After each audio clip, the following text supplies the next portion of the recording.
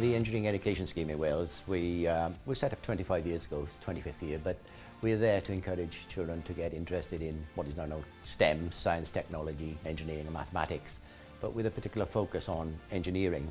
So we arrange a series of activities right from primary school up to sixth form, interesting, exciting activities to encourage them to take an interest.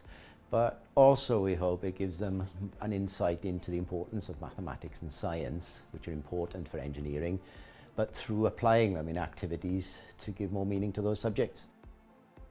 I think a day like this in SONY is really, really important for the girls and boys actually, to show them what it is that they can do. Their perception of engineering is possibly a mechanic's garage. They think it's for boys. They don't really understand on a day-to-day basis. It's so much more. And it's finding out about things, it's problem solving, it's using their abilities and actually having a bit of confidence in themselves to actually achieve great things. I like the learning about the history of the technology, like how it's changed and how advanced it is now. Before this trip I didn't know what engineering was, but now I know and I'm kind of excited about it. I'm not quite sure what I want to do yet, but engineering is an option now and I'm thinking about it, and it's really interesting to learn about engineering. The biggest thing that motivates me about science and STEM subjects is the problem-solving aspect.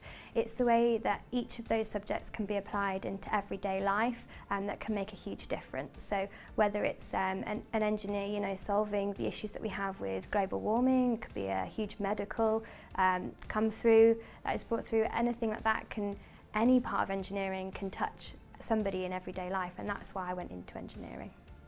It's important that female engineers come through and represent engineering as a whole as well as male, so that we fully represent the population. Engineering impacts us on a day-to-day basis, whether it's through what we eat, through medical advances, through things like climate change or cars, and anything. And at the moment we have a disproportionate amount of males to females.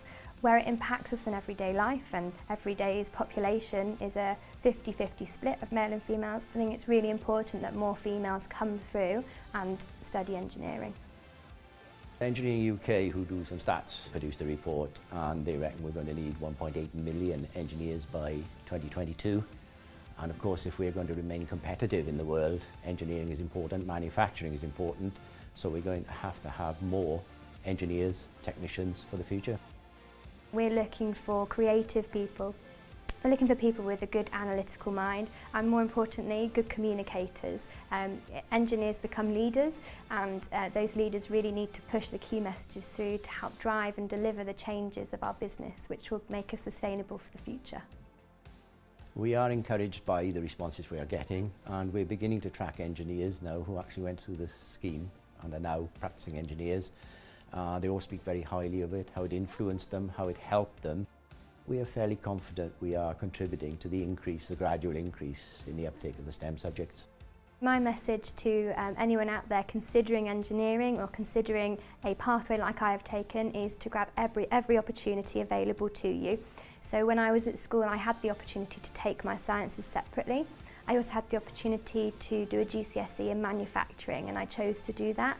And just grab any opportunity you can, so whether it's a site visit to a factory, whether it's to have a look at, maybe out of school, maybe to visit things like Cadbury World or anything like that, to see how things are made and see how you can have an impact on that and see if it is for you.